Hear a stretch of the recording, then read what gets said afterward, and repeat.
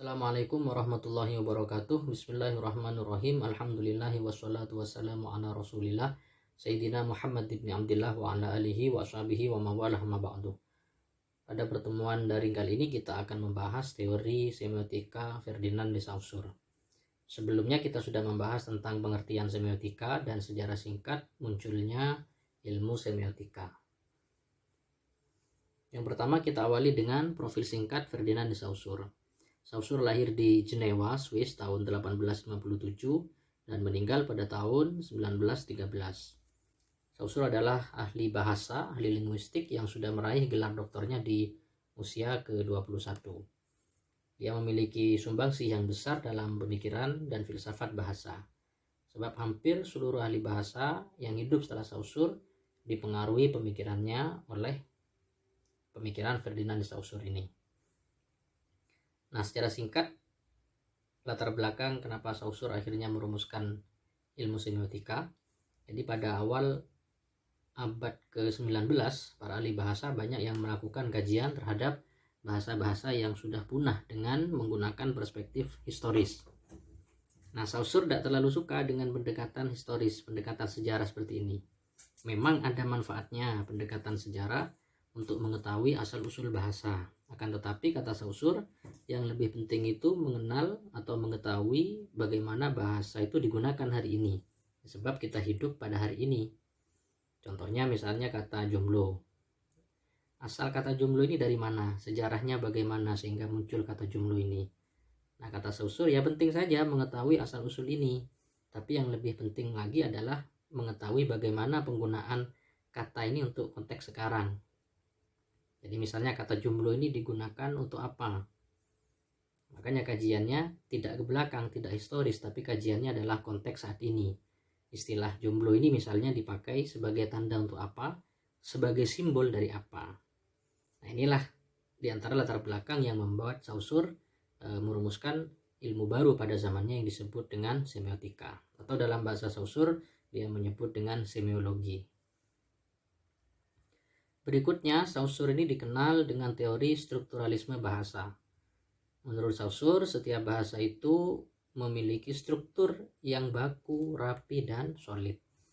Ada aturan yang mengikat untuk setiap tindak bahasa, sehingga lahirlah ilmu tentang morfologi, ilmu gramatika, ilmu sintaksis, dan sebagainya. Dalam konteks bahasa Arab misalnya kita mengenal ada yang namanya ilmu nahwu dan ilmu shorof. Dalam ilmu nahwu misalnya kita mengenal yang namanya jumlah ismiyah, jumlah yang terdiri dari mubtada dan khabar. Ada juga jumlah fi'liyah, jumlah yang terdiri dari fi'il dan fa'il. Begitu pula dalam ilmu shorof kita mengenal yang namanya tasrif. Bagaimana perubahan kata itu sudah memiliki kaidah yang baku. Contoh, kalau fa'ala yaf'ilu maka fi'il amarnya if'il. Kalau fa'ala yaf'ulu maka fi'il amarnya uf'ul. Kalau fa'ala yaf'alu maka fi'il amarnya if'al, dan seterusnya. Begitu pula dalam bahasa Indonesia kita mengenal yang namanya subjek, predikat, objek, dan keterangan SPOK. Ketentuan-ketentuan seperti ini adalah struktur yang mengikat dalam setiap bahasa. Inilah yang disebut Saussure dengan strukturalisme bahasa. Di sisi lain, bahasa adalah tanda atau simbol. Karena itu menurut Saussure ada struktur yang mengikat dalam setiap tanda. Jadi seluruh aspek bahasa seperti huruf, bunyi, kata, kalimat itu adalah tanda. Misalnya kata kursi, sebagaimana yang ada di dalam gambar. Kata kursi ini merujuk kepada benda yang biasanya dipakai sebagai tempat duduk. Kata pena atau pulpen merujuk pada benda yang digunakan untuk menulis. Dalam pembahasan pertemuan yang pertama, kita sudah menjelaskan bahwa tanda itu adalah segala sesuatu yang memiliki makna. Lampu merah, janur kuning, foto, gedung, mobil, film, musik, pakaian, fashion, gerak-gerik manusia, dan sebagainya. Nah, itu adalah tanda. Nah, menurut Saussure, bahasa itu juga tanda. Karena bahasa itu punya struktur, sebagaimana slide sebelumnya, dan bahasa itu adalah tanda, maka setiap tanda atau setiap sistem tanda itu juga memiliki struktur yang mengikat. Karena itulah semiotika Saussure ini juga disebut dengan semiotika strukturalis.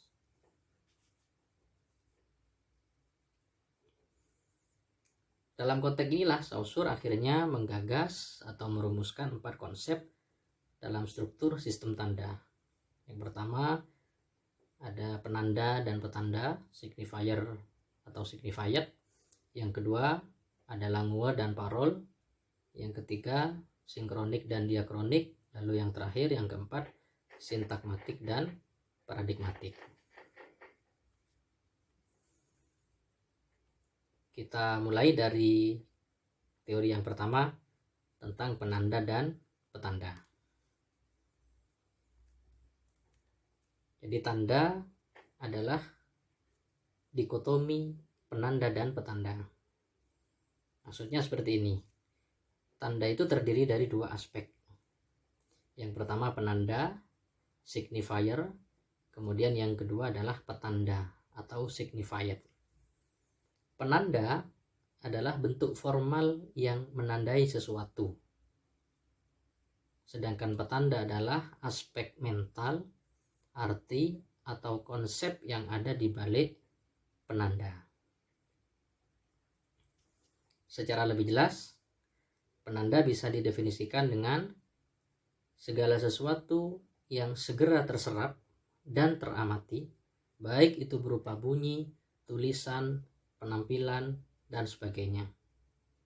Jadi apa yang tampak itu adalah penanda. Sedangkan petanda adalah sesuatu yang tersimpulkan, tertafsirkan, terfahami maknanya dari ungkapan bahasa dan non-bahasa. Jadi makna yang ada di balik tanda itu adalah petanda. Contohnya misalnya seperti yang sebelumnya ya, dalam pertemuan pertama ada tanda yang berupa lampu merah. Maka berarti ketika lampu merah ini menjadi tanda, pasti ada yang namanya penanda dan petanda. Ada signifier, ada signifier. Penandanya adalah lampu yang berwarna merah, sebagaimana yang ada di gambar ini atau sebagaimana yang kalian lihat di jalan raya, di pertigaan atau di perempatan. Kemudian petandanya adalah perintah untuk berhenti. Jadi lampu merah ini disebut dengan tanda, disebut dengan sign ketika dia memiliki makna atau memiliki signified, memiliki petanda. Maka berbeda dengan lampu merah yang ada di kamar misalnya. Tidak disebut dengan tanda, sebab lampu merah yang ada di kamar ini tidak memiliki makna. Dia hanya sekedar lampu yang berwarna merah. Tidak ada makna apa-apa di balik warna merah yang ada pada lampu merah yang ada di kamar itu. Berbeda dengan lampu merah yang ada di jalan ini yang menjadi tanda perintah untuk berhenti. Kemudian relasi antara penanda dan petanda, antara signifier dan signified, ini dibangun berdasarkan konvensi. Konvensi ini artinya kesepakatan sosial.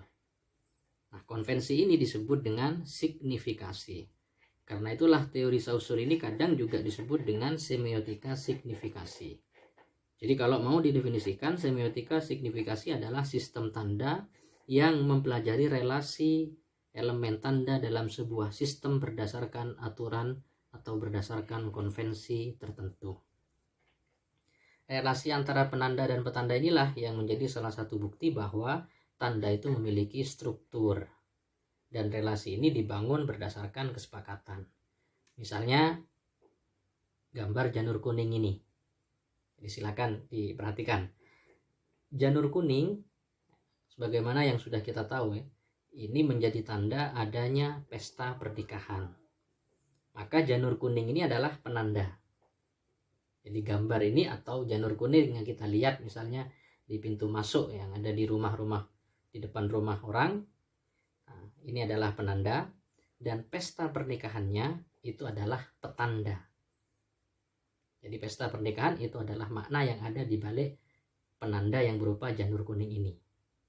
Nah, pemaknaan janur kuning sebagai tanda adanya pernikahan, inilah yang disebut dengan signifikasi. Terkadang signifikasi ini memiliki alasan yang rasional atau logis.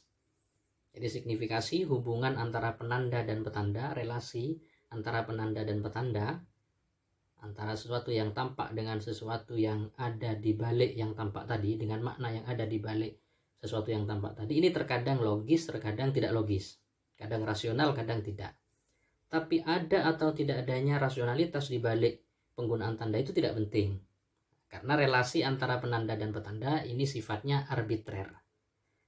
Arbitrer ini berdasarkan konvensi. Maksudnya arbitrer ini artinya suka-suka atau semau gue. Jadi tidak harus ada kemiripan antara penanda dan acuannya, meski kadang ada. Contohnya di dalam gambar,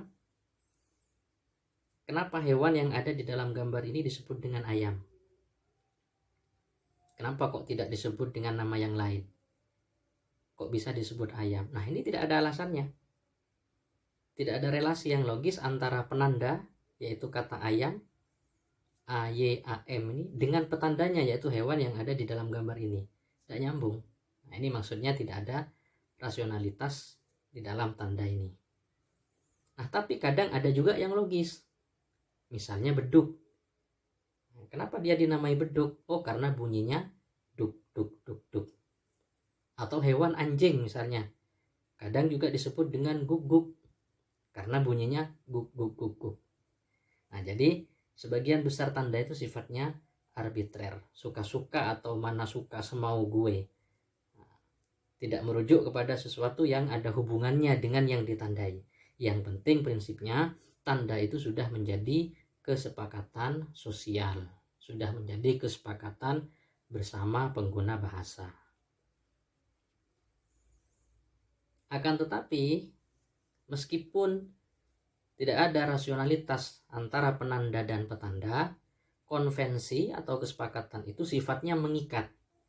Sehingga menurut Saussure, relasi penanda dan petanda itu merupakan satu kesatuan yang tidak dapat dipisahkan, bagaikan dua sisi dari selai kertas. Kita tahu kertas itu ada dua sisi. Kalaupun kertas itu dirobek, maka tetap akan membentuk dua sisi. Nah, karena itu kita tidak bisa seenaknya mengubah pola relasi antara penanda dan petanda itu. Misalnya kita mau ganti ayam dengan nama lain, Kukrenu. Oh, kita ganti saja karena nama ayam ini tidak ada hubungannya dengan hewan ayam itu. Kita sebut saja, kita panggil saja Kukrenu karena bunyinya Kukrenu misalnya. Nah, ini tidak bisa seperti itu. Atau lampu merah, yang berdasarkan konvensi kesepakatan semuanya sudah diartikan dengan perintah untuk berhenti. Lalu kita mau ganti maknanya dengan makna yang lain. Misalnya lampu merah ini artikan saja jalan terus. Kenapa? Karena merah itu artinya benar, berani. Jadi lampu merah kita ganti maknanya dengan jalan terus. Nah, yang seperti ini tidak bisa. Nah, karena prinsip-prinsip bahasa itu diantaranya tanda bahasa itu bersifat arbitrer. Lalu bahasa itu seperti hukum, bukan aturan yang bisa kita pilih atau tidak. Kemudian kita mewarisi bahasa itu dari nenek moyang. Artinya nerima apa adanya. Kenapa ini disebut sendok, kenapa ini disebut garpu, kenapa makanan ini disebut ini, kita sudah menerima dari nenek moyang, dari para pendahulu kita bahasa itu. Kemudian masyarakat secara umum tidak ambil peduli untuk mengupayakan perubahan atas tradisi simbolik yang berjalan. Jadi mereka tidak mau merubah-merubah seperti contoh yang tadi itu. Nah, kemudian signifier itu sifatnya baku dan tidak fleksibel. Nah, namun demikian ada kalanya waktu itu dapat mengubah hubungan antara signifier dengan signified. Nah, kok bisa? Karena hakikat bahasa itu adalah hasil kekuatan sosial dan waktu. Misalnya mouse. Dulu ketika orang menyebut mouse, maka yang dimaksud adalah hewan, yaitu tikus yang ada di dalam gambar ini. Akan tetapi dalam konteks sekarang, mouse itu merujuk kepada salah satu alat yang digunakan untuk menjalankan kursor yang ada di komputer atau laptop. Nah, inilah yang dimaksud oleh Saussure dengan konsep penanda dan petanda. Yang berikutnya, teori yang digagas oleh Saussure adalah terkait dengan pembagian aspek berbahasa yang dia bagi menjadi dua, yaitu langue dan parole.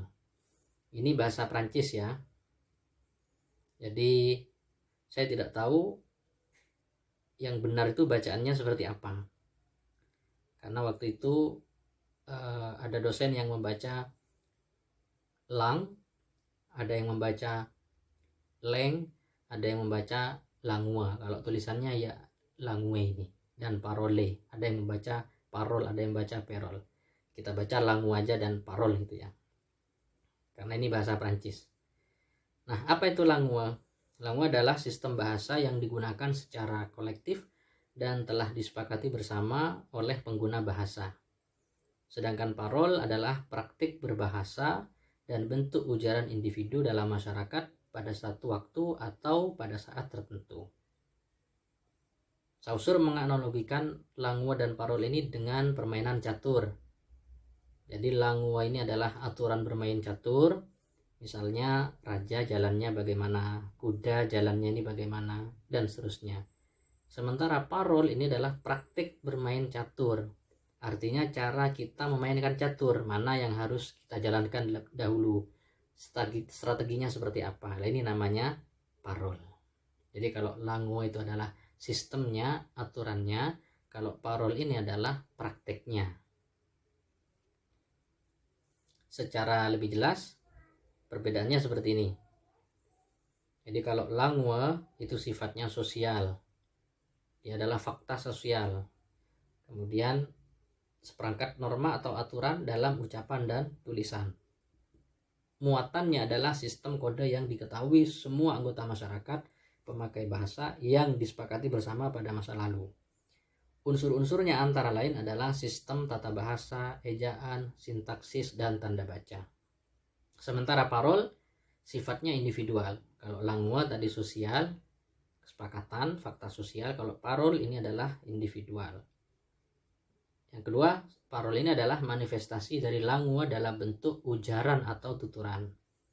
Yang ketiga, parol ini adalah penggunaan konkret dari bahasa, living speech. Jadi kesimpulannya, langue itu adalah sistem kebahasaan kita yang resmi atau struktur bahasa yang formal dan resmi. Kita belajar grammar, tata bahasa, sintaksis, semantik, dan konsep-konsep umum yang disepakati dalam bahasa itu namanya langue. Kalau parol itu sifatnya individual, yaitu cara kita menggunakan bahasa dalam praktek sehari-hari. Maksudnya seperti ini.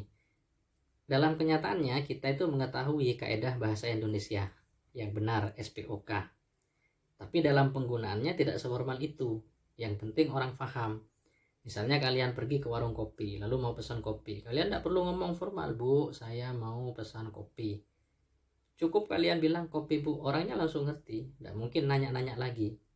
Kopi mau diapakan kopinya, tidak langsung paham. Ini namanya parol. Dalam bahasa Arab pun kita mengenal ada yang namanya bahasa fushah, bahasa resmi. Ada juga bahasa amiyah atau bahasa tidak resmi, bahasa pasaran. Menurut Saussure, baik langue maupun parol itu sama-sama merupakan sistem yang menetapkan hubungan antara penanda dan petanda. Saya ulangi, jadi kata Saussure, baik langue ataupun parol itu sama-sama merupakan sistem yang menetapkan hubungan antara penanda dan petanda. Oke, sampai di sini dulu pembahasan kita tentang teori semiotika Saussure. Untuk dua teori berikutnya, yaitu teori diakronik sinkronik dan sintakmatik paradigmatik, akan kita bahas pada pertemuan selanjutnya. Terima kasih, semoga bermanfaat. Assalamualaikum warahmatullahi wabarakatuh.